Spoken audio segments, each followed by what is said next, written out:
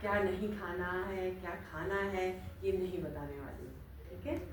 मैं आपको ये बताने वाली हूँ कि आज का ट्रेंड क्या है, आप उसको कैसे उसमें अपने आप को कैसे चेंज करें ताकि हम सब वेलनेस को एंजॉय कर सकें, है ना।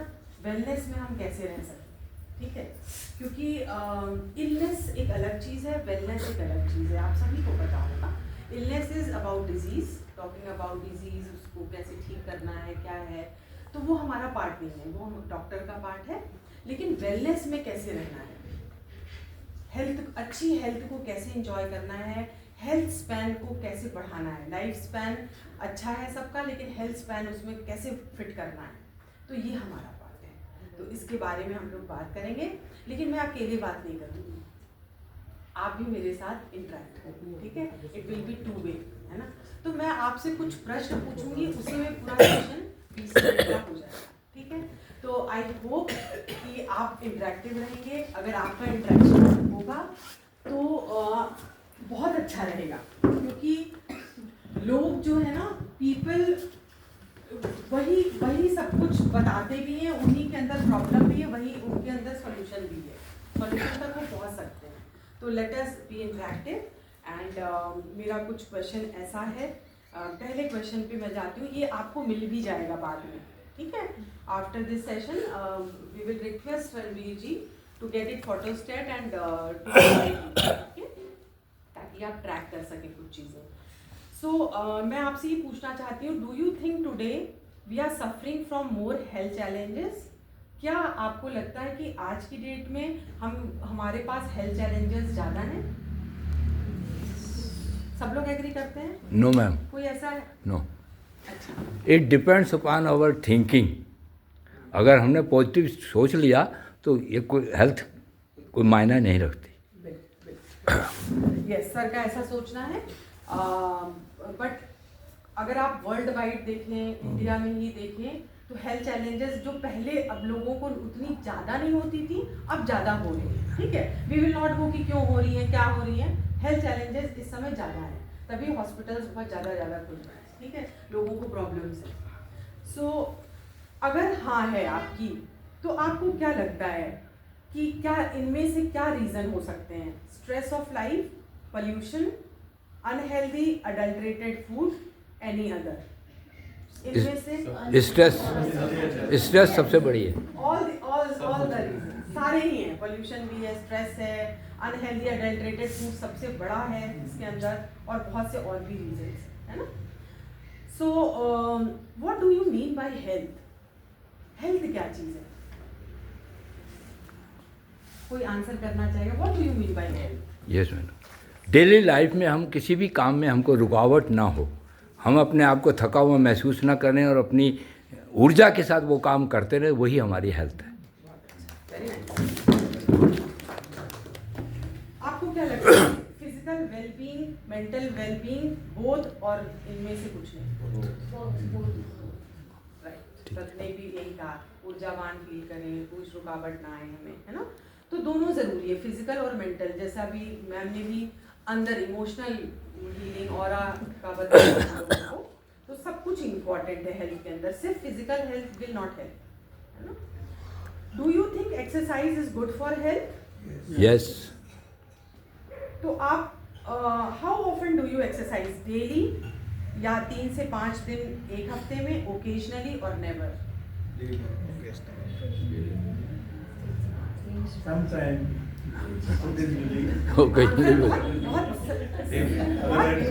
आंसर नहीं आ पा रहा है, मुंह में अटक रहा है आंसर। तो क्योंकि हम सब मानते हैं एक्सरसाइज आज की डेट में बहुत इंपॉर्टेंट हो गया है, बट सब कर नहीं पा रहे हैं, है ना। बनाते हैं, बीच में रुकावट आ जाती है, कभी जोश में रहते हैं, कभी जोश एकदम ही ठंडा हो जाता है। तो वी फील, हम लोग सबको, हम सब ह्यूमन बींग्स, हम लोग सबको यही लगता है कि करना चाहते हैं, करते भी हैं कभी कभी, लेकिन रेगुलर तो नहीं। हाँ, बीच बीच में रुकावटें आ जाती है, फिर टाइम लगता है फिर से स्टार्ट करने में। तो ये सबके साथ है। Do you think balance nutrition plays a positive role in healthy living? Yes. Have you ever heard about nutrient? Yes. अगर आप न्यूट्रिएंट के बारे में सुने हैं तो कोई हमें बता सकता है क्या क्या न्यूट्रिएंट होते हैं? Micro and macro. बहुत अच्छा। मैक्रो में क्या क्या आता है?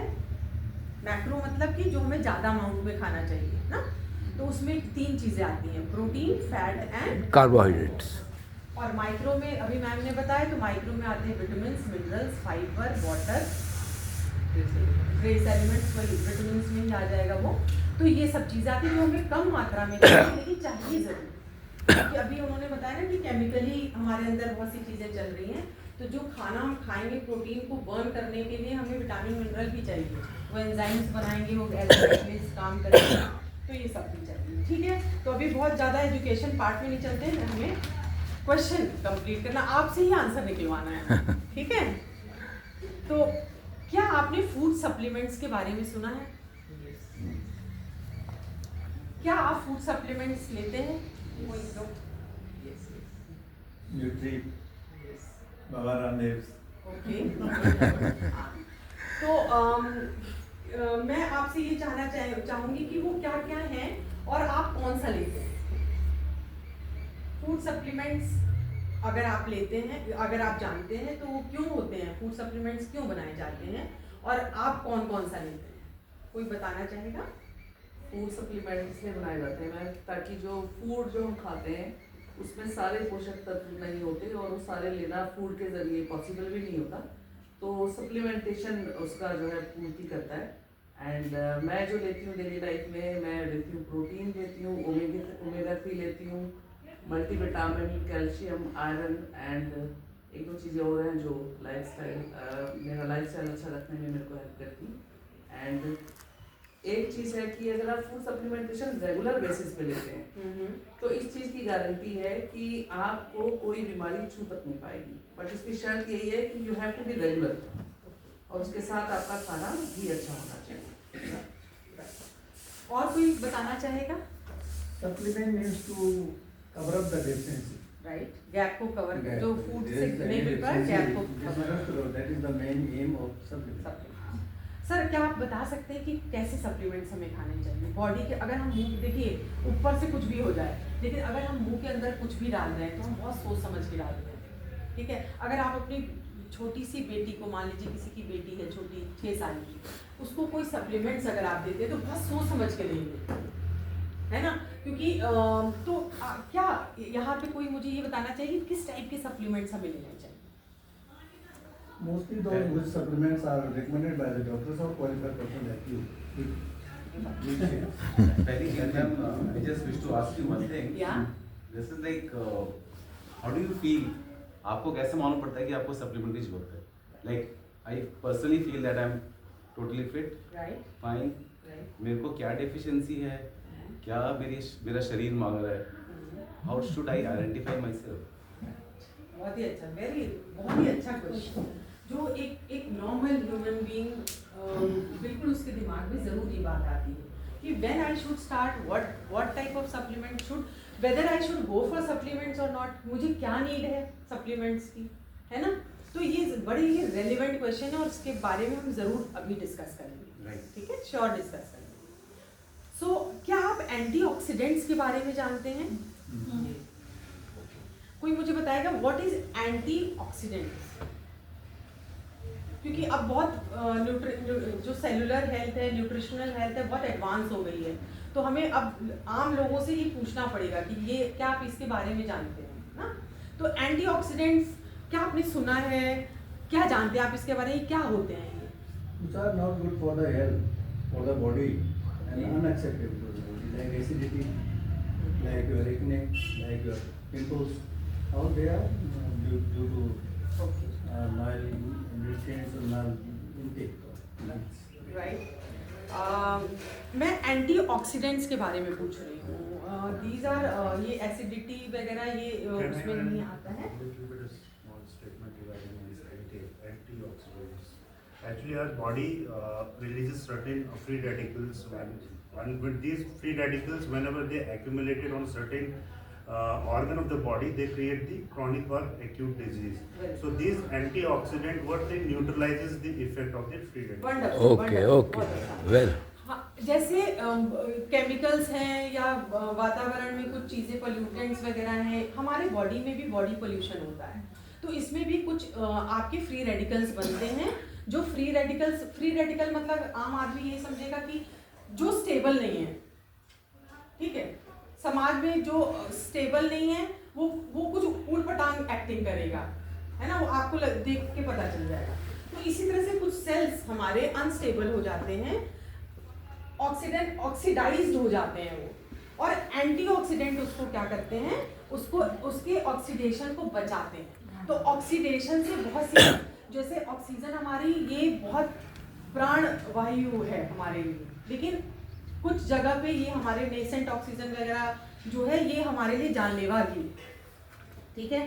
तो एंटी मतलब कुछ भी ऑक्सीडाइज ना हो बॉडी में, उसके लिए हमें एंटीऑक्सीडेंट लेने पड़ते हैं, और एंटीऑक्सीडेंट ज़्यादातर विटामिन होते हैं, vitamin C and vitamin E are antioxidants. यही मतलब वो फ्री रेडिकल को रिएक्ट नहीं होने देंगे सेल्स के साथ, तो बचा के रख देंगे सेल को। अगर रिएक्ट हो गए तो सेल आपकी फिर से रीजनरेट नहीं हो पाएगी, खराब हो गई, उसने इम्पैक्ट कर दिया, उसके सेल के डीएनए को इम्पैक्ट कर दिया, फिर उसको आप फिर बचा नहीं सकते उस सेल को। इसीलिए सेलुलर न्यूट्रिशन बहुत इंपॉर्टेंट है आज की डेट में। हम जो खा रहे हैं उसे ही, लेकिन वो सेल्स तक पहुँचे और सेल्स में सही काम करे। हर सेल आपकी हेल्दी होनी चाहिए, है ना। अभी सर का भी क्वेश्चन था, उस पर भी आएंगे, लेकिन आगे चलते हैं। क्या आप किसी डिजीज से सफ़र कर रहे हैं? Are you suffering from any disease? कुछ आपको कोई रोग है, कोई परेशानी है, तो वो आप अपना सोच सकते हैं। सबको कुछ ना कुछ होगा, छोटा मोटा तो सभी को होगा, है ना, बड़ा नहीं तो छोटा तो ज़रूर होगा। आप खुद सोच सकते हैं, इसको बताने की ज़रूरत नहीं है। जैसे कि हार्ट की कोई दिक्कत, ओबिसिटी, मोटापे की दिक्कत, हाइपरटेंशन, बीपी वगैरह की दिक्कत, अर्थराइटिस या कोई बोन की प्रॉब्लम या कोई कुछ अन्य बीमारियां। इसके अलावा have you ever gone through haemoglobin test? आपने अपना हीमोग्लोबिन, लेडीज ने तो कराया ही होगा, है ना, क्योंकि ये प्रेगनेंसी के थ्रू गई होंगी, चाइल्ड बियरिंग उसमें गई होंगी, तो होता ही है टेस्ट हीमोग्लोबिन। जेंट्स कराते हैं कि नहीं, आई डोंट नो, रेगुलर कराना चाहिए। कराना चाहिए, right. Okay, if yes, haemoglobin कितना होना चाहिए आपका? मेल में अबाउट 13 राइट, और फीमेल में 12 तक भी है। लेकिन हीमोग्लोबिन को मैडम एक बात शेयर करना चाहूँगा, बीइंग ए बायो टीचर, जैसे समाज में किसी सामान को इधर उधर ले जाने के लिए ट्रांसपोर्ट होती है ना, ट्रक और गाड़ियाँ होती हैं, उसीलिए हमारी ब्लड के अंदर, आरबीसी के अंदर हीमोग्लोबिन होता है। ये हमारे ट्रांसपोर्टर हैं। हम जब रेस्पिरेशन करते हैं तो ऑक्सीजन को ले जाके हमारे लंग्स तक पहुंचाती है, और जब हम रेस्पिरेशन के बाद कार्बन डाइऑक्साइड बनती है, वो कार्बन मोनोऑक्साइड को वापस छोड़ देती है। तो ये ट्रांसपोर्टर है, इन ट्रांसपोर्टर की जांच हमेशा होनी चाहिए। एक लैब हो सकता है। Okay sir. इससे अच्छा बताया ही नहीं जा सकता सिंपल में। एक ट्रांसपोर्टर का काम करता है, ऑक्सीजन को हर सेल तक पहुंचाएगा, ऑक्सीजन नहीं पहुंचेगी हर सेल में, अगर सर तक नहीं पहुंच रही तो सर दर्द बना रहेगा, मसल्स तक नहीं पहुंच रही तो मसल दर्द बना रहेगा। तो ऑक्सीजन का ट्रांसपोर्टेशन हीमोग्लोबिन करता है, जो कि हीम मतलब कि आयरन और ग्लोबिन, दो चीज़ें बनना है। तो ये ऑर्गन में गिर जाता है, क्योंकि उन्हें चाइल्ड बियरिंग एज के थ्रू जाना होता है, pregnancy and delivery and everything, तो उनका काफ़ी बीच बीच में गिरता है। बहुत सी विमेंस का बहुत ज़्यादा गिर जाता है। अगर वो 10 से नीचे है तो दे नीड अ हेल्प, उनको हेल्प चाहिए बहुत बड़ी, ठीक है। और बहुत सी लेडीज़ का 7 तक पहुंच जाता है, तो उनको तो फिर बहुत ही प्रॉब्लम होती है। उनका सर दर्द, वो हमेशा सोती रहेंगी, सर दर्द बना रहेगा, कुछ काम नहीं हो पाएगा, एक्टिव नहीं रह पाएंगी। तो हीमोग्लोबिन हम सबके लिए बहुत इम्पोर्टेंट है। ओके, सो क्या आपने कभी शुगर टेस्ट कराया है अपना? कोई बता सकता है नॉर्मल, आपका नॉर्मल शुगर क्या आना चाहिए? शुगर में भी कई टेस्ट हैं, फास्टिंग शुगर, तो ये शुगर खाने के बाद वाला, ये है, बहुत से हैं, है ना। लेकिन नॉर्मल आपको क्या लगता है कि नॉर्मल शुगर आपका कितना आना चाहिए ब्लड में? Below 140 random. सही, ठीक है। 120 हम इसको लेके चलेंगे, ठीक है। 120, आजकल 150 तक भी नॉर्मल माना जा रहा है, क्योंकि सभी को हो रहा है, ज़्यादातर लोगों को हो जा रहा है, ठीक है। तो इसको हम लेके चलेंगे। क्या आप HDL और LDL के बारे में जानते हैं?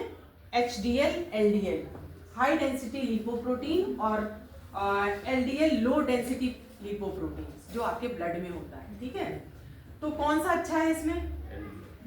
HDL अच्छा है HDL आपके लिए, अगर वो ज़्यादा है तो वो अच्छा है।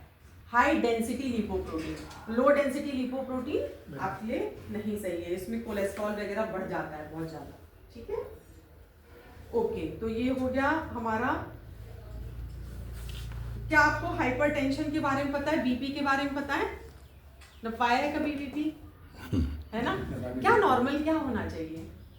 ये एक रिवीजन है, सबको पता है, आप कभी गूगल करके भी देख सकते हैं सबको, लेकिन एक रिवीजन हो रहा है यहाँ पे, 120-80 ये नॉर्मल रेंज, राइट? और अगर 140 भी हो गया एज के हिसाब से, हाँ, और वो भी खतरनाक नहीं है। राइट। लेकिन आजकल हर कोई स्ट्रेसफुल लाइफ स्ट्रेसफुल लाइफ है तो उतना आएगा ही आएगा। Yes, plus. मैडम बीपी का एक रीजन है, राइट। सिर्फ एक बस अभी आते हैं, बस थोड़ी देर में आते हैं आपके पास, क्योंकि मुझे 20 मिनट नहीं होगा है। तो ये मेरे कुछ प्रश्न थे जो सिर्फ सिंपल से थे, जो रिवीजन आपका हो गया। अब जैसा सर ने पूछा क्वेश्चन कि खाना सब खा रहे हैं, सबके घर अच्छा ही खाना बनता है ना? रोटी सब्जी चावल, अगर इंडियन थाली को में हम देखें तो सबके घर रोटी सब्जी चावल दाल, ये हमारा एक स्टेपल फूड है और ये सबकी थाली में रहता है। थोड़ा सलाद हो गया, कुछ मीठा हो गया, थोड़ा सा इससे वेरी इधर उधर करता है, लेकिन ये हमारा एक सही खाना, इंडियन भोजन जिसको कहते हैं, इंडियन थाली ऐसी है। ये थाली आपको अच्छे से सपोर्ट कर सकती है, लेकिन जैसे आप मान लीजिए कोई कार खरीदते हैं तो उसकी सर्विसिंग क्यों कराते हैं, आप ही हमें बताइए। एक समय के बाद जब इतना वो क्रॉस का इतने किलोमीटर चल जाती है तो फर्स्ट सर्विसिंग, फिर सेकंड सर्विसिंग, फिर थर्ड सर्विसिंग, ये क्यों होता है? वाई? उनके डिफेक्ट्स को जानने के लिए कि किस पुर्जे में कौन सी कमी आई है उसको रिपेयर करने के लिए। तो आपको क्या लगता है आपकी बॉडी में कोई डिफेक्ट नहीं आएगा? उसमें सब सही है। अगर आपको कैल्शियम 200 mg खाना है तो आप खा रहे हैं क्या रोज? अगर आयरन आपको 38 mg चाहिए तो आप क्या रोज ले रहे हैं? अगर आपको प्रोटीन 1 kg पर ग्राम बॉडी वेट चाहिए तो क्या आप उतना प्रोटीन पर डे ले रहे हैं? Are you sure? नहीं, वी आर डेफिनेटली श्योर हम नहीं ले रहे हैं। नहीं। अगर 23 विटामिन मिनरल है, सब तो आप नहीं ले रहे हैं। अगर हम विटामिन सी की बात करें तो रोज तो आप नहीं ले रहे हैं, कभी कभी ले रहे हैं। जैसे अमरूद में है विटामिन सी, आजकल संतरे आ रहे हैं, माल्टा है पहाड़ों पे, इन सब में विटामिन सी अच्छा है, आंवला है, very good source of vitamin सब में। लेकिन क्या हम रोज खा रहे हैं? नहीं, विटामिन सी हम रोज तो नहीं ले रहे। यही हमको डिजीज से बचाएगा, डिजीज प्रोटेक्टिंग विटामिन है ना? बुढ़ापे से बचाता है, डिजीज से बचाता है ना? तो विटामिन सी क्या हम, क्योंकि ये एंटीऑक्सीडेंट है, इसलिए आपको बुढ़ापे से भी बचा सकता है अगर हम सही मात्रा में इसको रोजाना लें, है ना? तो हम ये तो श्योर है कि गैप तो आ रहा है खाने, पेट तो भर जा रहा है, मजा टेस्ट भी अच्छा आ रहा है ना? लेकिन गैप तो, न्यूट्रिशनल गैप तो आ ही रहा है। इसको फिल करने का क्या हमारे पास तरीके हैं? सप्लीमेंट एक तरीका है, यस, है ना? इसको फिल करने का सप्लीमेंट एक तरीका है और कोई तरीके नहीं है। खाने का, एक्सरसाइज वगैरह ठीक है, रेस्ट है, अच्छा सोचना, ये सब अच्छी चीज़ है, लेकिन जो हमारे रोज प्रतिदिन, ऐसा नहीं एक दो दिन नहीं, लगातार जब कमियां आने लगती हैं, है ना? मान लीजिए जिंक की कमी है। जिंक एक ऐसा मिनरल है कि वो हमारे ब्रेन को सिग्नल्स देता है, को अच्छा लगता है। ओमेगा एक ऐसा फैटी एसिड है जिसमें EPA ALA होता है, जो कि आपके ब्रेन हेल्थ के लिए बहुत इंपॉर्टेंट है। 90% ब्रेन आपका फैट है, fatty acids, good fatty acids जिसको कहते हैं, है ना? और हम क्या, बैड फैटी एसिड्स खा के खुश हैं, उसको गैप को भर ही नहीं रहे हैं, फिर कह रहे हैं यार हम चाबी यहाँ रख के भूल जाते हैं, है ना? मेरे को ये याद ही नहीं आ रहा मैंने ये शॉल कहाँ रखी, है ना? तो ये क्या है कि जैसे गाड़ी को सर्विसिंग की जरूरत है, वैसे हम सबको टाइमली सर्विसिंग की जरूरत है, और खाना हमारा फ्यूल है। लेकिन मैम कॉमन जो मैन है, जो एक हाउस वाइफ है या एक जो कॉमन जो लोग हैं आम जीवन में, उनको इन सब चीजों की कोई अवेयरनेस नहीं है। या कहना चाहिए कि वो अपने बिजी शेड्यूल में इतना ज्यादा व्यस्त है कि उनको ये नहीं पता कि ये ट्रेस एलिमेंट क्या चीज है, ये LDL SDL क्या है। उनको तो जब तकलीफ होती है, बॉडी में कोई पेन हुआ, तो वो सीधा डॉक्टर के पास जाते हैं या सबसे पहले मेडिकल स्टोर पे जाते हैं। तो मेरा क्वेश्चन ये है कि एक जो कॉमन मैन है, जो किसी भी डिजीज से, आपने बोला कि कोई ऐसा है ही नहीं कि जिसको कोई ना कोई डिजीज ना हो या चैलेंज ना हो, उनको तो ये अवेयरनेस ही नहीं है ना कि भाई ये क्या चीजें हैं, ये ट्रेस एलिमेंट क्या है, ये विटामिन क्या है, ये मिनरल क्या है। क्योंकि डाइटिशियन तो आप हैं, एक कॉमन मैन तो नहीं है डाइटिशियन, एक हाउसवाइफ तो नहीं है डाइटिशियन। तो क्या ऐसा करें कि एक जो कॉमन मैन है उसको ये अवेयरनेस तो हो कम से कम कि मेरे को, जैसे भी सर ने बोला कि मुझे क्या पता मुझे अंदर क्या चाहिए, मैं तो फिट एंड फाइन हूँ, ठीक है, मैं तो अपना काम कर रही हूँ, नींद तो है, शाम को आएगी। तो क्या ये एक ऐसी अवेयरनेस जो है एक कॉमन फैमिली में कैसे हम पहुंचाएं कि एक जैसे अभी गंगा मैम साहब आई हैं, अभी बैठी हैं, साहब मैं उनको लेकर के आई हूँ कि चैलेंजेस आ रहे हैं लाइफ में और हम मेडिकल स्टोर पे या डॉक्टर के पास जा रहे हैं। तो अब कैसे इस अवेयरनेस को हम कैसे स्प्रेड करें? राइट, बहुत ही अच्छा क्वेश्चन। ठीक है, सबसे पहले तो हमें मुझे लगता है कि हमें अवेयर होना पड़ेगा, अपने को एजुकेट करना पड़ेगा, अपने को अवेयर होना होगा और अपने को सेटिस्फाई रखना पड़ेगा कि ये सब की क्या ज़रूरत है ना। उसके बाद ही हम दूसरे को अवेयर कर सकते हैं, है ना। और वेलनेस, जो कि आपको पता है कि वेलनेस इंडस्ट्री कितनी बड़ी हो गई है आज की डेट में। नंबर 1 ट्रिलियन मतलब $1 ट्रिलियन इंडस्ट्री हो गई है ना। तो इसके मतलब कि सबसे बड़ा काम इस समय वेलनेस इंडस्ट्री, IT इंडस्ट्री का काम हो गया। सब ये कारें बहुत अच्छी अच्छी आ गई, टेस्ला वेस्ला भी आ गई, हर टाइप की कार। लेकिन इस समय वेलनेस में सबसे ज़्यादा काम चल रहा है। और मैम बिल्कुल सही कह रही है कि एक कॉमन मैन को खाना मिल जाए 3 टाइम का, वही बहुत है। उसको कुछ पता नहीं है कि मेरे को क्या कमी आ रही है, कि खाना मिल जाए, मेरा पेट भर जाए, मैं काम करूँ, पैसा आए घर में, है ना। उसको ये है। तो वहाँ पे हम उसको कैसे अवेयरनेस हो, है ना। तो अवेयरनेस के लिए उसको खुद रेडी होना पड़ेगा। जैसे अब एक दिन परेशान होगा तो जाएगा डॉक्टर के पास, है ना। मान लीजिए वो लेडी कुछ भी खा के अपना काम करके किसी तरह से काम चला रही है, एक दिन उसको हीमोग्लोबिन में दिक्कत आएगी तो वो जाएगी, जब लगातार दिक्कत आती रहेगी। तो स्टार्ट कहाँ हुई चीज़? खाने से स्टार्ट हुई। तो हम सबकी तो मदद नहीं कर सकते, लेकिन हम बहुत से लोगों को एजुकेट कर सकते हैं, बहुत सी लोगों को अवेयरनेस दिला सकते हैं। मेरे ख्याल से जो आज का सेशन चल रहा है जी, तो मैम के लिए ये है कि कहते हैं ये हम घर में जाके अपने अड़ोसी पड़ोसी को बताएं तो this is more than but the challenge is this ma'am, मैं इसका सॉल्यूशन भी चाहती हूँ कि लोग एक डॉक्टर से खराब मेडिसिन लेके साइड इफेक्ट तो झेलने को तैयार है, हाँ। लेकिन एक कॉमन पर्सन जो नॉलेजेबल है, जो सालों से कोई नॉलेज स्प्रेड कर रहा है, उसके ऊपर ट्रस्ट नहीं करते हैं। तो इस चैलेंज को हम कैसे करें कि वो वहां से साइड इफेक्ट तो लेके आ गया, किडनी खराब करने को तो तैयार है, लेकिन आप साथ में जो दिखा रहे हैं कि देखो मैंने ये खाया और मेरा ब्रोंकाइटिस, जिसको मैं 25 साल से मैं बियर कर रही थी, और मेरा ब्रोंकाइटिस 8 महीने में ठीक हो गया। तो ये इस चैलेंज को हम कैसे सॉल्व करें? देखिए, ऑल मेंस एंड लेडीज, मैं आपको बता दूं कि देखिए डॉक्टर्स एक अथॉरिटी है, ठीक है। डॉक्टर्स अथॉरिटी, उन्होंने पढ़ाई की है बहुत, और वो दे आर अथॉरिटी, ठीक है। वो बैठे हुए हैं आपको ट्रीट करने के लिए, ठीक है। और जब आप परेशान होते हैं यू रन टू देम, वो आपको अच्छे से मेडिकेशन या जो भी आपको नीडेड है वो आपको ठीक करके घर भेज देते हैं, है ना। एंड दे आर अथॉरिटी, अगर वो जो कुछ भी कहेंगे तो आप मानेंगे उस बात को। अगर आपको शुगर हो गया और लिख दिए कि आपको वॉक करनी पड़ेगी तो उस दिन से आप करने लगेंगे।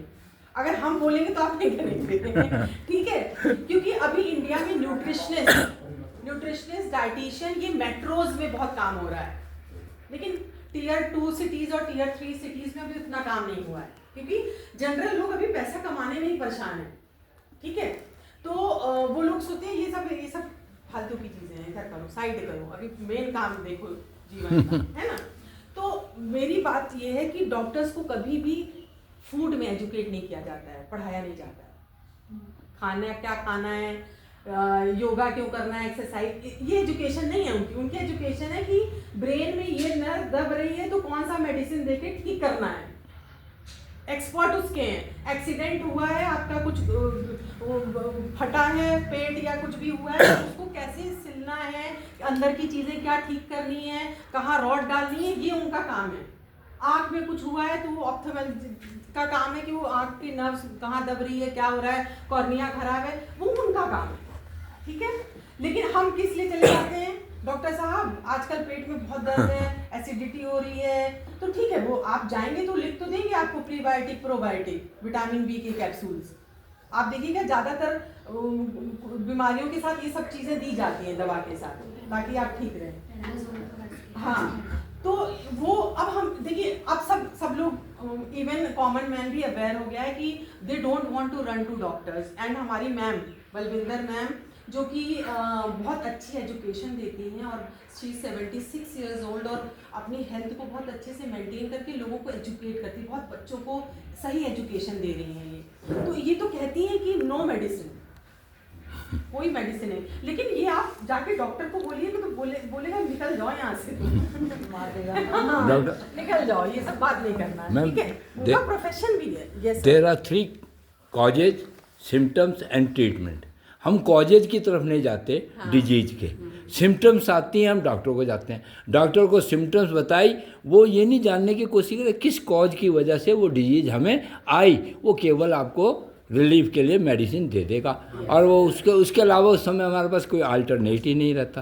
तो मैम की बात से मैं 100% सहमत हूँ। हमें अवेयरनेस उस चीज़ में होना चाहिए कि कॉजेज क्या, हमें कॉजेज को दूर करना है। Thank you, thank you. इनका बात का थोड़ा जवाब मैं दे दूँ। हाँ, वेरी गुड। उनका जो एक्चुअल क्वेश्चन था ना, वो हम समझ नहीं पा रहे, मैं थोड़ी सी कोशिश की समझने की। ओके।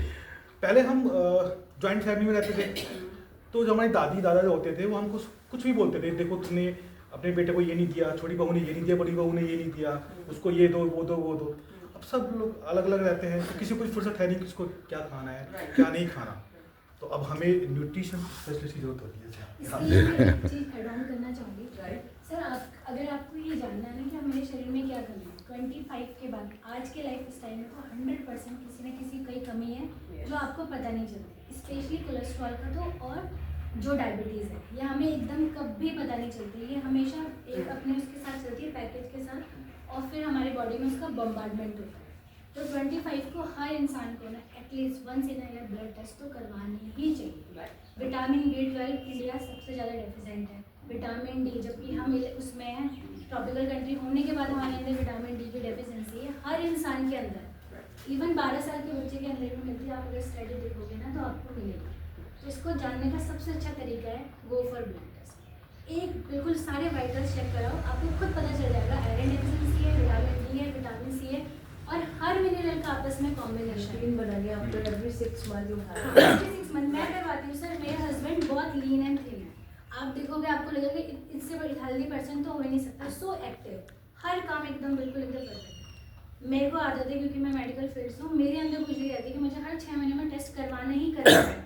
और मैं मोटी होने के बाद उनसे ज़्यादा मेरे सारे वाइटल्स फिट है, जबकि मेरी अभी मैंने 20 महीने मैंने पहले डिलीवरी करी है, और वो ट्राइग्लिसराइड 376, आप मानोगे नहीं, फैटी लिवर स्टेज 1, और जबकि बिल्कुल पतले हैं। और वो सिर्फ तब पता चला हमें जब हमने कोई सिम्टम नहीं है, ऐसा हमको कभी फील नहीं होता कि वो लेथार्जिक है या कुछ है, बस एक टेस्ट में हमें ये पता चला कि है। और तब से 2022 से मैं हर 6 महीने में उनका टेस्ट करवाती हूँ, क्योंकि इंडिया में जो हार्ट अटैक आ रहे हैं 20 से 40 साल के बीच में ना, उसका सबसे बड़ा कारण है ट्राइग्लिसराइड। मैडम आपकी बात से मैं एक बात और शेयर करना चाहूँगा। ये एक पैथोलॉजिस्ट, एक सेकंड में मैम, ये पैथोलॉजिस्ट बैठे हैं, मेरा ये कहना है अगर प्रॉपर पैथोलॉजी हो जाए तो you will get proper treatment. अब कोई डॉक्टर हमें जब जाते हैं वो पैथोलॉजी टेस्ट लिख देते, तो हम कहते हैं हमारा हज़ारों रुपया खर्च करा रहा है, वो रॉन्ग है। पैथोलॉजी बहुत ज़रूरी है। वीडियोस देख सकते हैं। ये तो पैथोलॉजिस्ट है सर, बढ़िया। बोलना चाहती हूँ, what is the meaning of workshops. अगर आप जितने बंदे यहाँ बैठे हैं, आज एक ओथ लेके यहाँ से चले कि हमें एक दिव्य समाज बनाना है, और जो भी हमारे सामने आएगा पहले खुद को अपने आप को ठीक करना, डिजीज फ्री करना, हो गई, और उसको शो करना है कि आप एक किसी से भी बात करेंगे तो पहले अपने बारे में बताओगे ना कि मैं नहीं कोई मेडिसिन खाती क्या खाता तो उनको अवेयरनेस आएगी और एक विश्वास बनेगा। आज आप ये ओट खा के जाएंगे, वर्कशॉप का मीनिंग ये है कि अवेयरनेस गुड तो तब समझ में आएगी कि मेरे में क्या है। बहुत सुंदर। I will take 5 more minutes. Thank you for adding value to the sir, ma'am, आप and Arunima ma'am. So you added value. हम इंटरेक्टिव रखेंगे तो ज़्यादा अच्छा रहेगा बजाय कि मैं ही सिर्फ बोलती रहूँ। नॉलेज बहुत है, आपको बहुत नॉलेज दे सकते हैं हर चीज़ पे, एसिडिटी पे बोल दीजिए, गट पे बोल दीजिए, बहुत नॉलेज दे सकते हैं। बट क्या वो प्रैक्टिकली आप पहले आपको समझना पड़ेगा आपके लिए क्यों इम्पोर्टेंट है, तभी आप करेंगे। तो मैं नॉलेज यहाँ दे के चली जाऊँ कोई फ़ायदा नहीं है उसका, है ना। तो मैं आपको लास्ट में एक हेल्थ का प्रिंसिपल बताने जा रही हूँ जो आप सबको मदद कर सकता है, ठीक है। उसका नाम है अर्न। जैसे आप पैसे को कमाते हैं, उसके लिए वक्त देते हैं, मेहनत करते हैं, उसी तरह से आपको हेल्थ आज की डेट में कमाना पड़ेगा। Don't take your health for और योर बॉडी फॉर ग्रांटेड, ये हमेशा अच्छी रहने वाली नो, कभी भी कुछ हो सकता है, ठीक है। तो अर्न का मतलब है EARN, E मतलब एक्सरसाइज। ये प्रिंसिपल है, 4 पिलर हैं इसके और इसी पे हेल्थ डिपेंड है। अगर अभी तक नहीं किया है कोई बात नहीं, कल से कर सकते हैं, ठीक है। एक्सरसाइज 40 मिनट इम्पॉर्टेंट है एवरी डे। आपके 10,000 स्टेप्स एवरी डे इम्पॉर्टेंट है। नाश्ते के पहले आपका लगभग 4,000 स्टेप हो जाना चाहिए मॉर्निंग, ओके। अब इस पर कोई इफ बट मत करिएगा, नहीं मैं रात में चलूँगा, टाइम नहीं है, तो टाइम निकालना पड़ेगा। मैंने कहा ना कमाना पड़ेगा हेल्थ, तो टाइम तो निकालना पड़ेगा, ठीक है। इसमें कोई कुछ भी हम नहीं कर सकते, हम कोई आपको दवा खिला के ये नहीं कह सकते आप हेल्दी रहोगे, नो। एक्सरसाइज का कोई और अल्टरनेटिव नहीं है। आप योगा करिए, आप दौड़िए, आप भागिए, आप रन करिए, आप ट्रैकिंग पे जाइए, आप कुछ भी करिए। आपको एक्सरसाइज करनी है, 40 मिनट इम्पॉर्टेंट है पर डे। आप 2 दिन की हफ्ते में छुट्टी ले सकते हैं, कोई प्रॉब्लम नहीं, ठीक है। लेकिन आप ये कोशिश करिए 4 दिन तो मिनिमम हो ही जाए, अगर उससे ज़्यादा नहीं हो रहा 4 डेज तो हो, उससे कम नहीं चलेगा काम।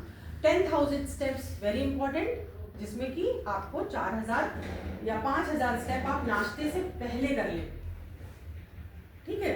और बाकी आप कभी भी अगर आफ्टरनून में टाइम मिल रहा है, रात में, शाम को टाइम मिल रहा है, कभी भी कर लें। बस उससे कम स्टेप्स ना, उससे ज़्यादा हो जाए अच्छी बात है, कम ना हो स्टेप्स, ठीक है। क्योंकि फिजिकल एक्टिवनेस बहुत ज़रूरी है। Sitting on the sofa is a smoking, equivalent to smoking. Sofa पे बैठ के जो हम टीवी देख रहे हैं या बैठे हैं, सिटिंग इज न्यू स्मोकिंग। तो आपको बैठना नहीं है बहुत ज़्यादा, आपकी बॉडी बनी है, उसको खूब वो करिए, चलाइए फिराइए, ठीक है। बहुत बैठ के काम नहीं करना है, ओके। मेरा ये मैसेज था आपको पहला ऑन। ए मतलब ए मतलब एटीट्यूड। हम लोग इंडियन से हमारा एटीट्यूड वैसे भी बहुत अच्छा है, मैं बता रही हूँ आपको। अच्छा सोचते हैं, लोगों के बारे में भी अच्छा सोचते हैं, और अच्छे भाव रखते हैं सबके बारे में। ऑन एन एवरेज अगर देखा जाए, अब ये बात कहना पड़ोसी गुस्सा हो रहा है, ये गाली दे रहा है, वो सब कहना बेकार है, लेकिन ऑन एन एवरेज हम सब अच्छे हैं। We all are good, we are good human beings, है ना। और हम लोग इसको और फैलाएं तो ज़्यादा अच्छा है। अपने कुछ वर्ड से, अपने स्माइल से, अपने कुछ अच्छे शब्दों से हम बहुत कुछ बदलाव ला सकते हैं। तो एटीट्यूड अपना भी अच्छा रखना है, पॉजिटिव, और दूसरों का भी कराना है ना, ताकि उनकी मदद हो सके, ओके। फिर है आर मतलब रेस्ट। जैसे मैंने बताया कि वो जो कार खरीद के लाते हैं अच्छी सी, और उसमें अच्छा पेट्रोल डलवाते हैं, प्योर फॉर श्योर वाला, है ना, और उसकी सर्विसिंग भी कराते हैं, क्योंकि आना जाना रुक जाएगा, कुछ गड़बड़ होगा उसमें तो, है ना। इसी तरह से हमें अपनी बॉडी को, वी आर ऑल्सो मशीन्स, हमें माइंड को रेस्ट देना है, सारे ऑर्गन्स को रेस्ट देना है। तो आपका रेस्ट 7 घंटे मिनिमम चाहिए ही चाहिए, उससे ज़्यादा ज़रूरत नहीं है सोने की, और उससे कम भी ज़रूरत नहीं, ठीक है। उससे ज़्यादा भी मत सोइए, फिर आप काम कब करेंगे अगर आप 10 घंटे सो रहे हैं तो, दिन में भी सो रहे हैं, रात शाम को भी सो रहे हैं, रात में भी, तो इससे ज़्यादा सोने की ज़रूरत नहीं है। 7 घंटे, लेकिन अच्छी नींद। सपने आने चाहिए रात को। है ना, डिपेंड करता है किसके सपने आ रहे हैं। नहीं मैम, नहीं, सपने तब आएंगे जब हम गहरी नींद में होंगे, लोग दूसरा सपना देखते हैं, गहरी नींद में होंगे। मैच्योर में दूसरा सपना देखता है कि मैं सक्सेसफुल कैसे हो जाऊँ, है ना, तो डिपेंड करता है। तो मेरा मतलब कि आपका जो बॉडी है वो तो फिजिकल रेस्ट ले, लेकिन माइंड रेस्ट पे आए। माइंड रेस्ट पे नहीं आएगा, कोई मतलब नहीं है उस रेस्ट का। अगर माइंड घूम रहा है ना चारों तरफ, तो वो बॉडी एक्टिव है आपकी, वो सोई नहीं है। सारे ऑर्गन्स, रात में ज़्यादा खाना खा के सो रहे हैं, पूरा डाइजेस्टिव सिस्टम एक्टिव है, सुलाया ही नहीं आपने उसको, फिर उठ के चाय पी ली सुबह। पूरा सिस्टम को रात भर काम कराया, उसको थोड़ी 1 घंटे का रेस्ट मिला, तब तक चाय डाल दिया आपने। तो अर्ली डिनर इसलिए कहा जाता है कि अर्ली डिनर करें, सिस्टम रेस्ट पे आ जाए तब सोइए। सिस्टम एक्टिव करके आप सो नहीं सकते, पेट निकल जाएगा बाहर।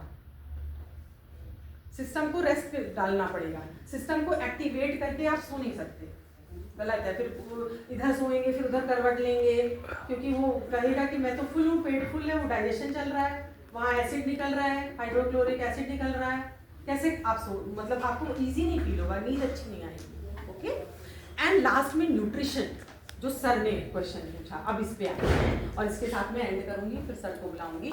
न्यूट्रिशन बहुत इंपॉर्टेंट स्टेप है, पिलर है आपकी हेल्थ का। पोषक तत्व अगर आपके सेल्स में चले जाएं सही समय पे, सही मात्रा में, बहुत बीच बीच में तो स्किप होगा ही सबका, ऐसा नहीं कि तो नाप तौल के खाना है, लेकिन क्रॉनिक डेफिशिएंसी किसी चीज़ की ना है। क्रॉनिक मतलब लंबे समय की डेफिशिएंसी, है ना। विटामिन ए खाना ही है आँखों को ठीक रखने के लिए।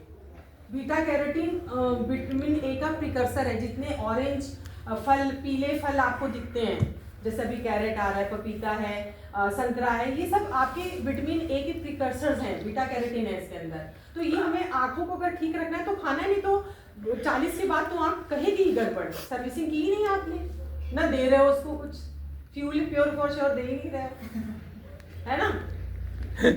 तो कैसे होगा काम बताइए। और अगर रोज नहीं खा पा रहे तो गो फॉर सप्लीमेंट्स। सप्लीमेंट्स का नीड हमें 18 एंड अबव जरूरी हो जाता है। बच्चों की सप्लीमेंट्स डिफरेंट होते हैं, जैसे आप सबने देखा होगा बचपन में हम बच्चों को हॉर्लिक्स डाल के दूध पिला रहे हैं या cornflakes, these are all supplement. इसी यही कॉन्सेप्ट है सप्लीमेंट का, जो खाने से नहीं मिल पा रहा है उससे। लेकिन अब आपको ये देखना है कि being a nice human being, आपको ये सोचना है कि विच सप्लीमेंट, क्योंकि सप्लीमेंट लंबे समय तक जाएगा बॉडी में, कौन सा वाला देना है। yes. एक क्वेश्चन था मेरा, Yes. जैसे when you talk about like your physical and mental health, Right. जैसे वैल्यू होता है, तो एक चीज़ होती है कि आफ्टर 40 देयर आर लाइक हमारी बॉडी, हमारा शरीर का डिजेनरेटिव हो ही जाता है, Process शुरू हो जाता है। प्रोसेस स्टार्ट होता है। Right. तो कुछ एलिमेंट्स तो अपने आप आ जाते हैं।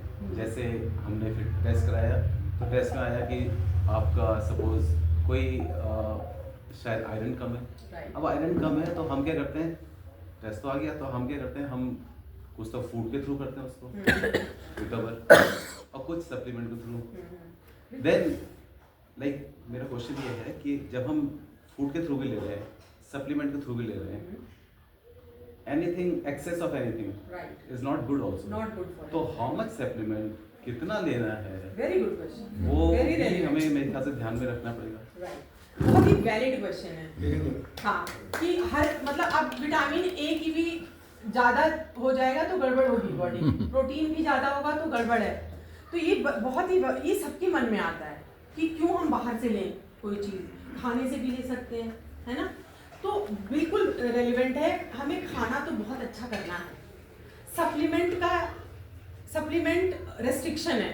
सप्लीमेंट मतलब कि खाना तो आप खूब खा सकते हैं, लेकिन सप्लीमेंट वही होता है जो 1/4 ऑफ आपको RDA मतलब कि जो रिकमेंडेड है, मान लीजिए 38 mg आयरन का रिकमेंडेड है, तो जो अच्छे सप्लीमेंट्स होंगे वो 1/4 ऑफ 38 mg ही देंगे आपको, पूरा वो खाना नहीं है।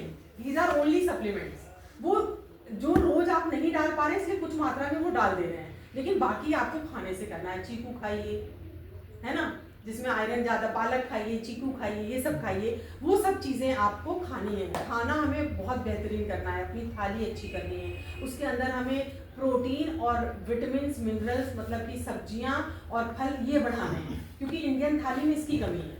हम लोग सारा पका हुआ खाते हैं, फाइबर नहीं खाते हैं, Yes. तो माइक्रो और मैक्रो को बैलेंस नहीं कर पाते, है ना। तो बहुत ही अच्छा क्वेश्चन था। और मैं आपको बता दूं, जो अच्छे सप्लीमेंट्स होते हैं वो सिर्फ 1/4 ऑफ RDA देते हैं। वो टैबलेट खाना नहीं है, खाने का पूरक है। These are only supplements. तो खाना अच्छा करना है और जो रोज नहीं ले पा रहे हैं थोड़ा थोड़ा उससे ले लेना है। तो सप्लीमेंट्स, अब लेकिन ये कंफ्यूजन है मार्केट में, विच सप्लीमेंट्स।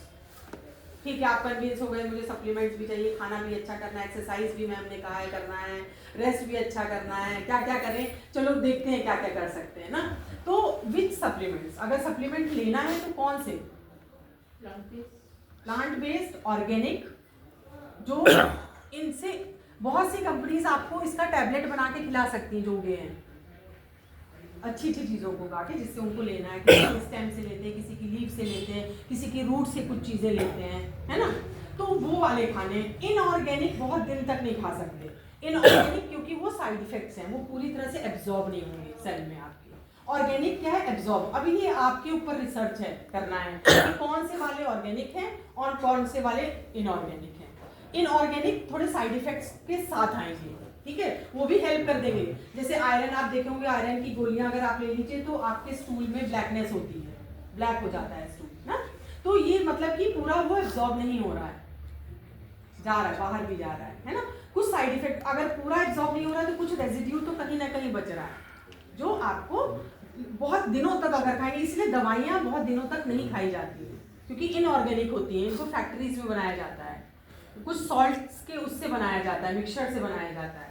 तो इसलिए दवाइयाँ आप बहुत दिन तक इसलिए नहीं खा सकते, जब तक आप ठीक ना हो जाए उतने टाइम तक ही दवा। ये नहीं है डॉक्टर कहेगा ये दवा जिंदगी भर खाओ, नहीं खा सकते, क्योंकि इनऑर्गेनिक है ना।